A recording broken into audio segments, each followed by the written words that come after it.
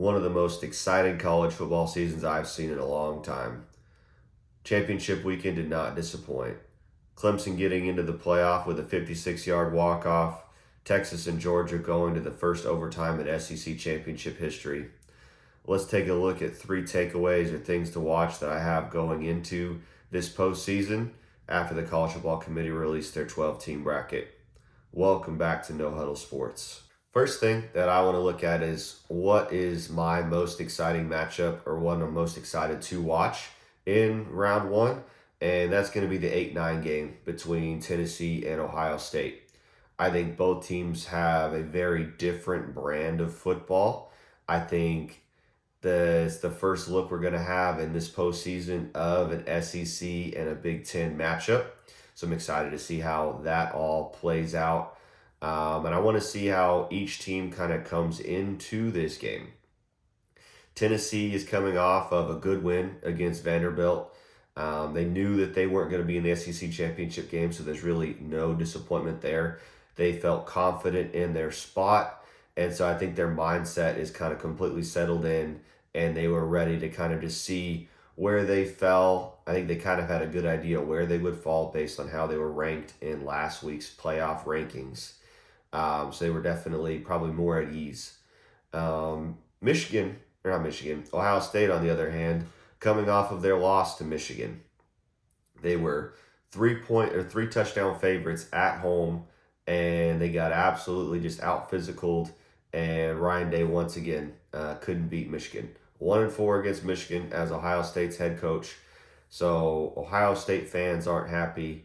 They got the flag planted on them in the middle of their field, the whole fight, all of that extracurricular activities that kind of went along with it. You have a long week where you're kind of just sitting there waiting to pair that with the disappointment of kind of expecting to get that rematch against Oregon in the Big Ten championship game, and then controlling your own destiny, and then kind of faltering, and then having to readjust your mindset of, now, okay, this is where we are. They do get to host, so I'm sure that will be an advantage.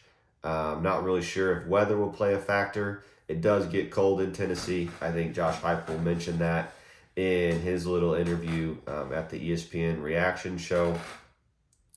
But those are really kind of what I want to watch, and why I think it's one of the most exciting matchups is how will Ohio State come in and be prepared for the game, and then just which brand of football can kind of overtake the other. Will it be the SEC and their speed and kind of the explosiveness that Tennessee has?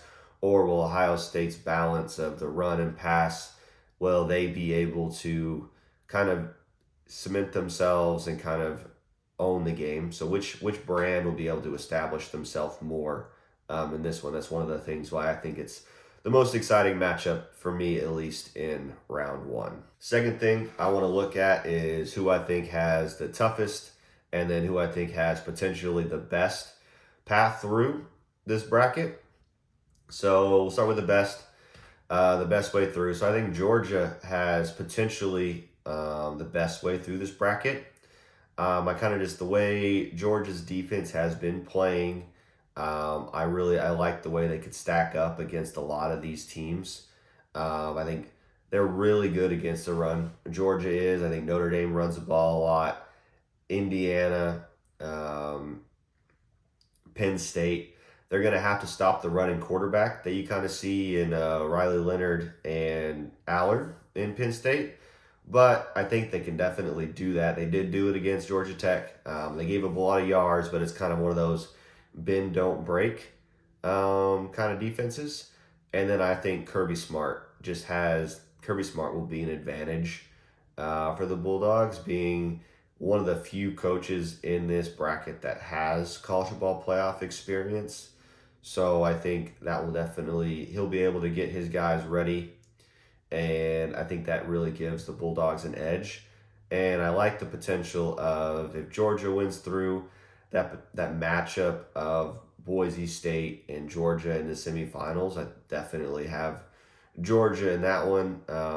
So I think it is really, the way you kind of start putting these matchups together, I think Georgia has a leg up in all of them. We'll see how kind of that goes and get into my predictions here. in the next week or so. But just high level, first glance looking in, I think Georgia has one of the best paths through. And now let's get into which team I think potentially has the toughest route through.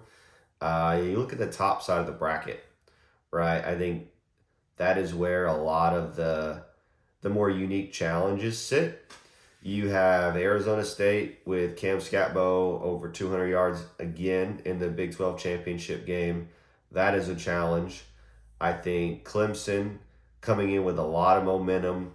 They were out, now they're in. 56-yard field goal. There's a lot. Dabo's going to use that and get his guys ready. Texas provides a lot of their own unique challenges. I know that they've had some tough games against Georgia, but they've been very complete in all of their games other than Georgia, and I think eventually they'll get it figured out. But they just had a lot of penalties against Georgia, and they didn't finish a lot of drives.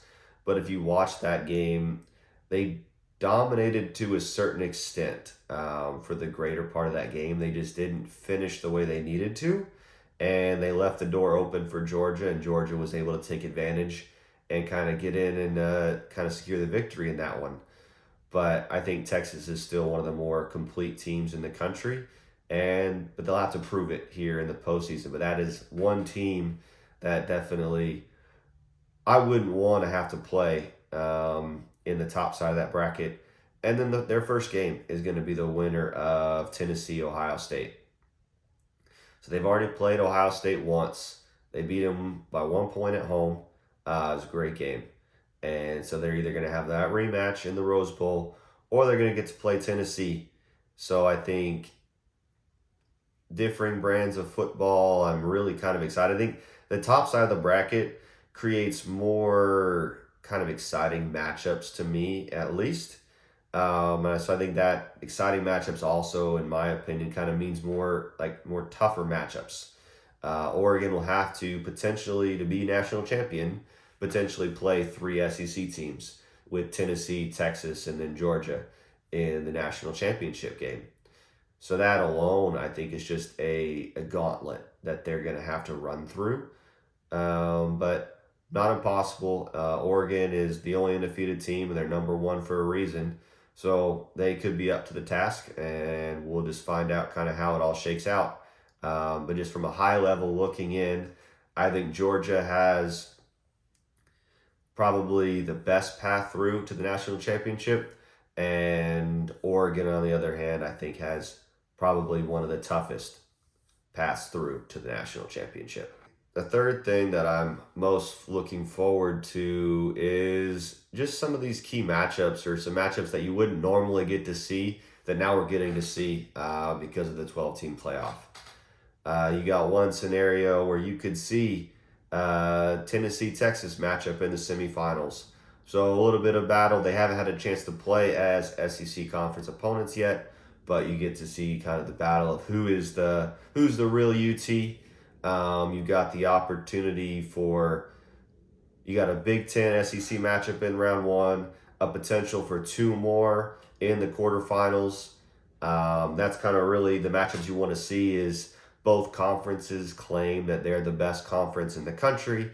So you're going to get to see lots of opportunities for those competing brands of football to kind of play against each other, which is why I'm super excited for this 12-team playoff and kind of these matchups that you're going to get to see.